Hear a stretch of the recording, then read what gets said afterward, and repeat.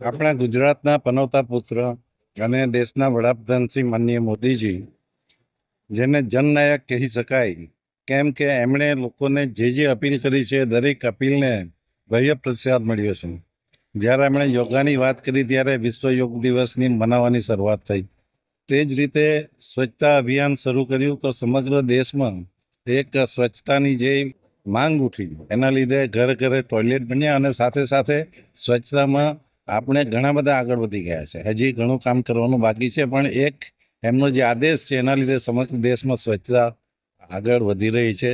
અને જ્યારે એમણે આપણા લોકલ પ્રોડક્ટ્સ છે, વન ડિસ્ટ્રિક્ટ વન પ્રોડક્ટની વાત કરી, ત્યાર પછી અત્યારે આપણી સ્વદેશી વોકલ ફોર લોકલ, એટલે કે આપણા વિસ્તારમાં, આપણા ગામમાં, આપણા રાજ્યમાં, આપણા ભારતમાં બનતી વસ્તુ આપણે દરેક ભારતીયોએ વાપરવું જોઈએ.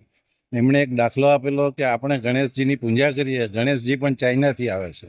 તો આ બધી વસ્તુથી વ્યથિત થઈને એમણે આપણને લોકલ ફોર લોકલનું જે એલાન આપ્યું છે અને એનો જે રિસ્પોન્સ આજે જોઈએ છે, તો વાપી ખાતે ભવ્ય રીતે મળી છે. મ્યુનિસિપલ કમિશનર યોગેશ ચૌધરીજીને અને એમની પૂરી ટીમને ખાસ અભિનંદન આપીશ. અને વાપીના અમારા જે મહાજનો છે, પૂર્વ કોર્પોરેટરો, પૂર્વ મેયર હાર્દિકભાઈ, અભયભાઈ, મિતેશભાઈ, શહેરના પ્રમુખ મનીષભાઈ, જે રીતે આમાં ઉત્સાહભર મોદીજીના એલાનને ચલાવી રહ્યા છે, એમને પણ હું ખાસ અભિનંદન આપું છું. દિવાળીના તહેવારોમાં લોકોને શું અપીલ કરશો સ્વદેશી સામાન વાપરવા માટે?